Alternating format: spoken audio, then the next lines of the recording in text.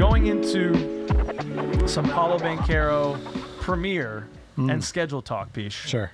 The Six-Man Show, our buddies over at the Six-Man said that our Paulo debut is set for October 19th, where we're going to start the season at Detroit with, Cade Cunningham, Jaden Ivey versus Paulo Banchero and our beloved Orlando It's a fun matchup to start off, for sure. Yeah. The last two number one picks squaring off.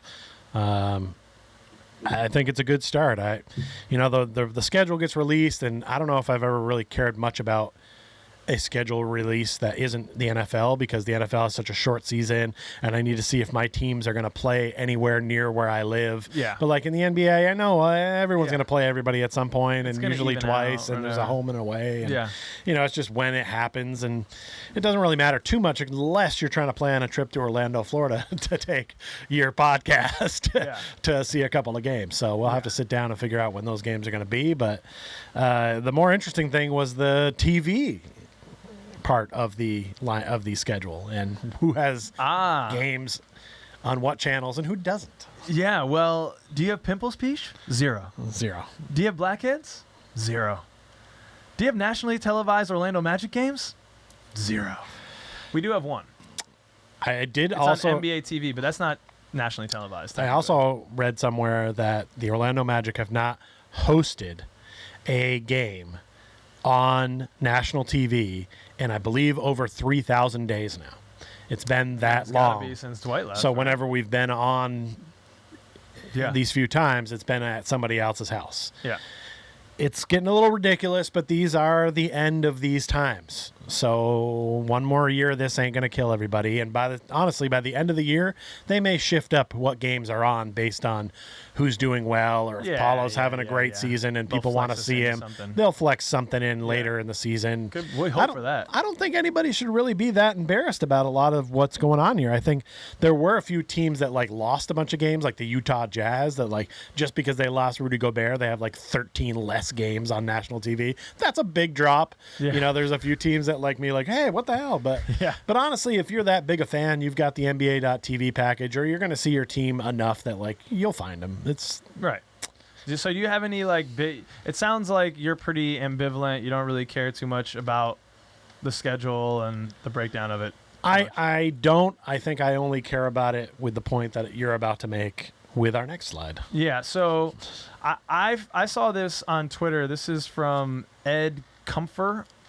This is the NBA 2022-2023. It's the number of matchups for each team when they are more rested than their opponents. And this is really the only thing I care about. We talk about strength of schedule. Shit, if you're a good team, right, it doesn't matter. Then your schedule isn't that hard. Right. It's like when you're a top-tier team, then you're good. Right. When you're kind of where we are in the rebuilding phase, then your schedule is going to be harder because more of the teams you're playing are better competition than you are. Mm-hmm. But rest really does impact the game, I think. Right. So we want to be in the top half of this. We're 19th in terms of out of 30 in terms of having games where we have more rest than the opponent. Right. So that's not great, but no. We're middle-ish of the pack. There's no glaring jump out. Sacramento and the Lakers are leading this. Do I think that there's some behind the scenes, LeBron James, sloppy toppy? Sure. He's definitely been getting a reach around from the commish. But other than that, what are you going to do? Yeah, I think when it comes to these, obviously the rest is one of the most important things. I don't like to see a lot of those back-to-backs where one team has to travel. Mm-hmm. I don't think it's necessary in the league anymore, with the amount of time that they can sometimes have between games, for us to be playing at home against Charlotte one night and then have to travel to New York to play the Knicks the next night, and the Knicks have had the last 3 or 4 days off. That stuff needs to happen less.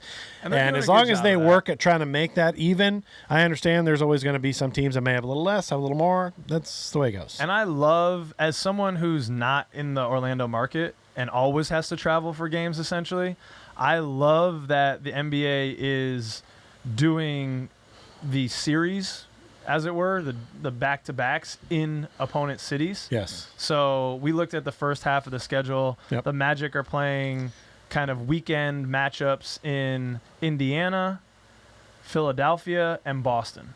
And I like that. I mean, it's better for the environment. I think it's cooler for the teams. And it gives fans an opportunity who may want to travel to another city to have a reason to go. I love the Magic. Games, I've never been to Indianapolis. I would never freaking go there. But now that the Magic are going to play 2 games within 3 days, shit, I might get on a plane. You're making excellent points today. We haven't taled about this, but we're talking about it live on the show. Yeah. I've also never been to Indianapolis and feel the same way, so maybe we'll go there. Well, I think we're going to go to the Boston games. I've been there. I know, and you're not a big fan. And also, Jonathan of the Sixth Man is starting to try to start a movement of people going to that October 21st game in Atlanta.